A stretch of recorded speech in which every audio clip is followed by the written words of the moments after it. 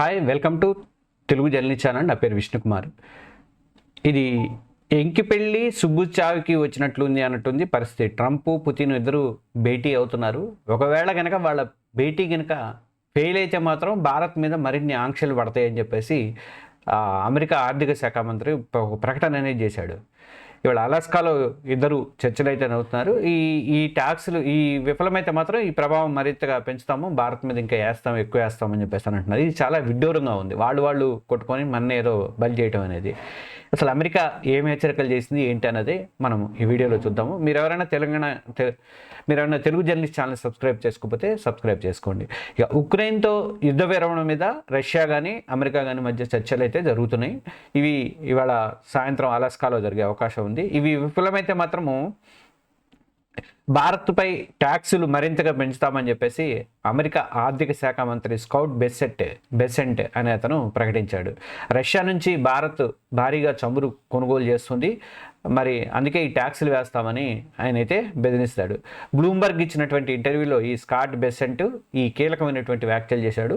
Putin తీరు మీద అందరూ విసిగిపోయారు. ఇక ఆయనతో చర్చలు సానుకూలంగా ఉంటాయని అనుకుంటున్నాము.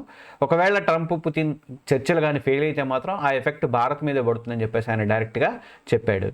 రష్యా మీద ఆంక్షలు కఠినతరం కూడా చేస్తామని కూడా ఆయన ఆర్థిక మంత్రి అయితే చెప్పాడు. రష్యా నుంచి భారత్ కంటే ఎక్కువ చమురు కొంటున్నటువంటి చైనా మీద మరి ఏం చేస్తారు, చైనా మీద ఆంక్షలు వేస్తారా అని చెప్పేసి జర్నలిస్ట్ అడిగితే ఏమన్నాడంటే అది ట్రంప్కి తెలుసు, ట్రంప్ చూసుకుంటాడని చెప్పేసి మాట్లాడాడు.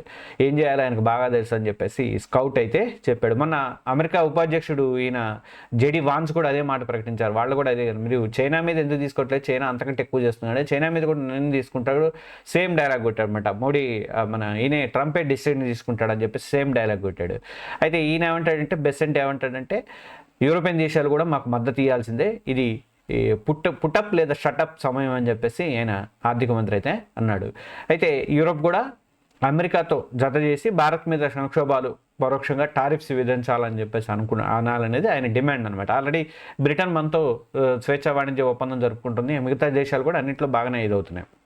ఎందుకంటే వాళ్ళందరినీ కూడా దీంట్లో ఇన్వాల్వ్ చేయాలని చెప్పేసి ఒక ప్రయత్నం కింద ఈయన ఈ ప్రకటన చేసినట్టుగా మనకైతే అర్థమవుతుంది.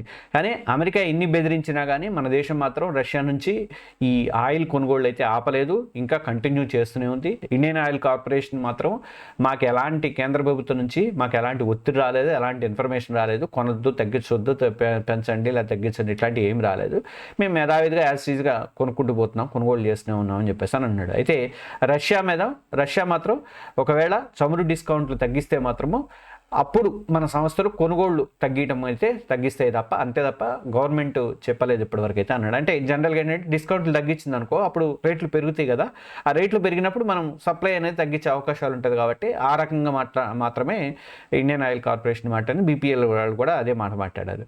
అంతే తప్ప మేమైతే దాన్ని బట్టి ఆ డిస్కౌంట్ రేట్లు బట్టి చేస్తాం, కానీ మేమైతే తగ్గించలేదు, ఇప్పటివరకు అయితే కంటిన్యూ అవుతూనే ఉన్నాయని చెప్పేసి చెప్తున్నాడు.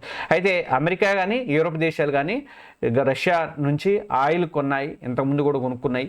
మరి వారి హిపోక్రసీ, ఇప్పుడు భారత్ ఒక్కటే కొనుక్కుంటుంది, మనం ఇచ్చే డబ్బుల మీదే మొత్తం యుక్రెయిన్తో యుద్ధం చేస్తున్నాడని మాట్లాడటం అనేది కరెక్ట్ అయితే కాదు.